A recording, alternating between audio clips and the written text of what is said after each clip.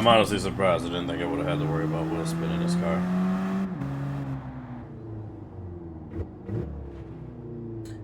So I checked the car, and it's one of those. No Jones, we got creep. I think that's what they call it. When the transmission, like, the engine moves the car forward automatically for you.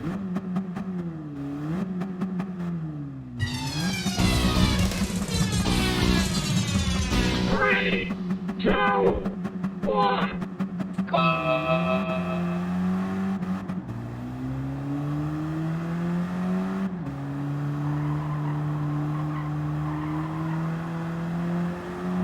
So this is the Toyota Hiace, whatever its full name is. Can we take this flat? Yes.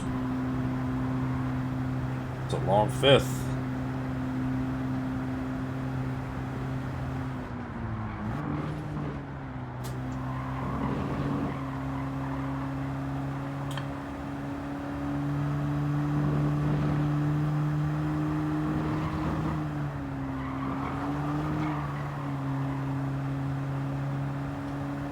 So this thing is pretty big, but it's not that heavy. It's like, I think it was like 3,700 pounds, which for, I'm guessing for a van this size, it's light. You know, it's not much heavier than a lot of sports cars these days. So as far as the handling, it's alright. Ain't bad.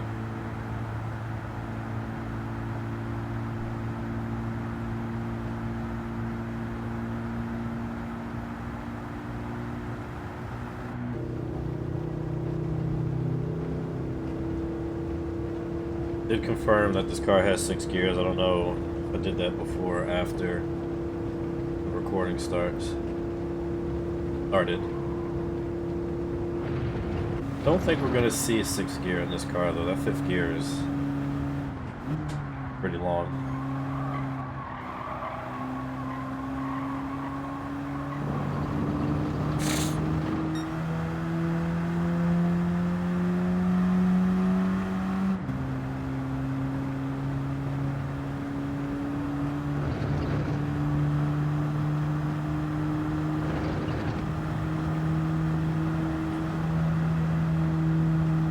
Yeah, so I'll say this, if I'm quiet during these laps, I apologize in advance.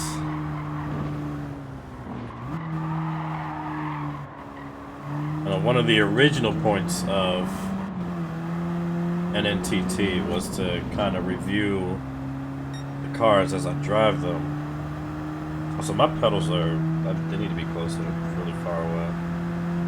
One of the things that one of the things that I originally planned to do with NNTT was to review the cars as I drive them, but what ended up happening was, since I've had laps where I'm talking about the car, but I mess up the lap, I'd have to restart. But since I'm streaming it, I'm not gonna repeat everything like that I said. It's not like a, you know, take 2, take 3 type situation.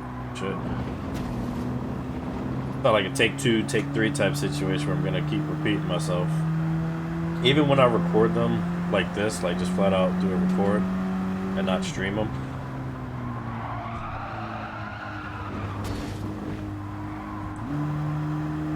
Sometimes I won't like repeat information that I've already said.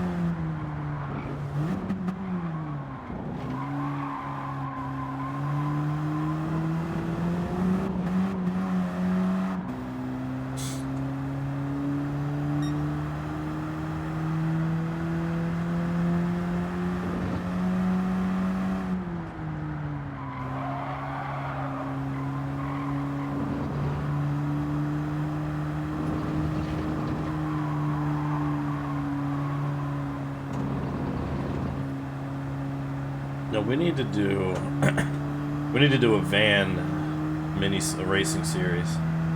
I don't know if the High Medic is comparable to this. I guess we'll find out after this lap. But if not, we should just do like one make races with this and the high medic. Like I've always said that slower cars make for really good racing because it closes the skill gap. Slower cars, they're a lot easier to get more potential out of. So even people who are usually like, you know, 1-2 seconds off the pace in faster cars, they can possibly hold their own in a slower car. You know, like cars are going slower, so there's less braking. And again, since you're already going slow, a lot of corners where you'd have to slow down for, or you know, you either don't have to slow down for, or maybe now it's just a lift or just a slight brake. So I mean, yeah, like some of my favorite races in Gran Turismo 7 and in Sport are races in the K cars. The last one that I remember was, I think it was the Daihatsu Copen. We had a race at what's it called? Yeah, like you see how short that braking zone was? That's my point.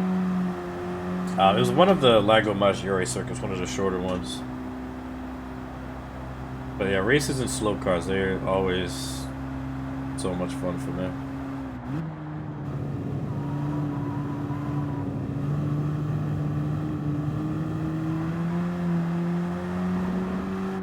But yeah, I mean, about the car, van, it ain't bad. I mean, it ain't got a lot of horsepower, so I don't really have to, I'm not really struggling much to push it a little bit. I did have a couple minor mishaps here and there, but see this sequence right here, in faster cars you'd have to slow down for, but here it's just flat. This corner's probably flat too. Yeah. And stuff like that, like not having to slow down for corners makes it easier for lower skill levels to keep up.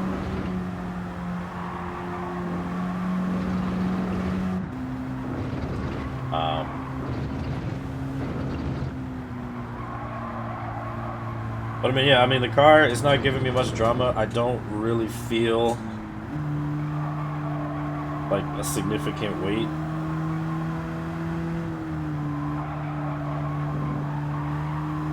Like it's slow, but it's nimble, if that makes sense. Ah!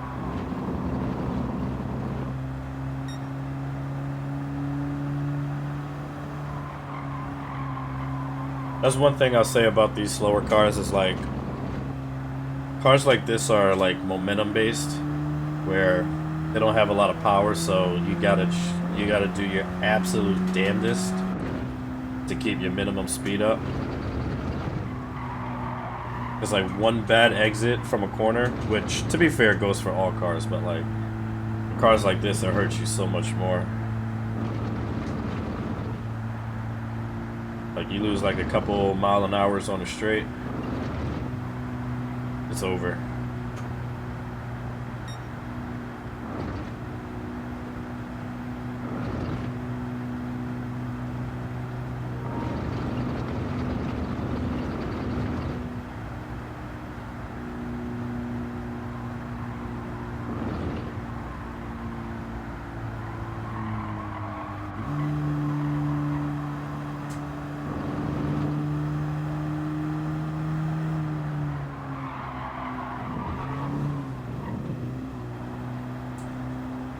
That was a smooth entry.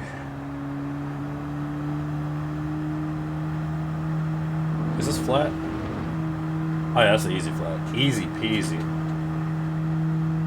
Which makes this also flat.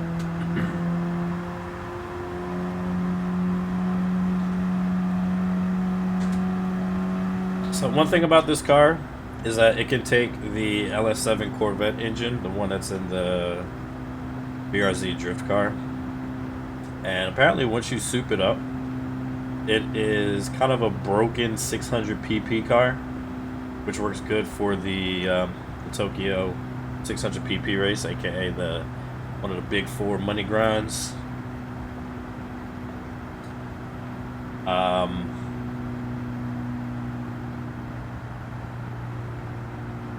If you guys are lucky, maybe I will find one of these 600 PP tunes,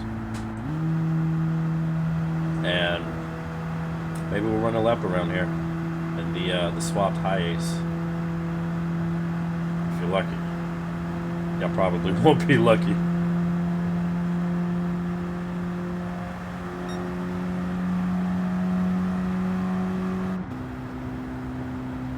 Well, as predicted, we did not get to 6th gear.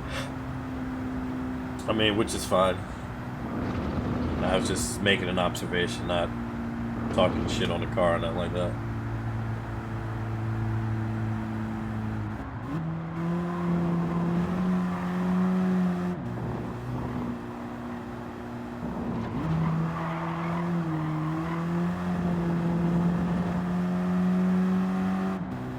Under 1030? No. 1030.219.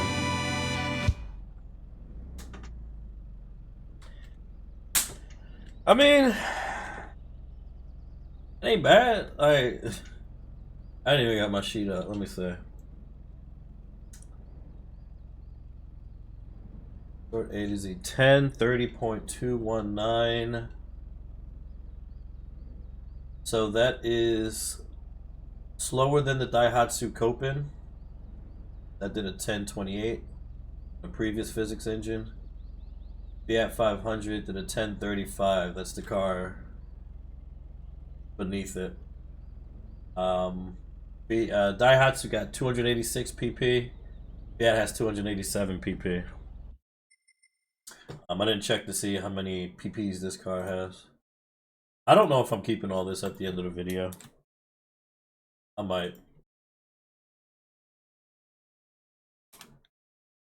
I probably should. I ain't got no reason not to. You know what's the good thing about not streaming NNTT? I don't have to show y'all replays.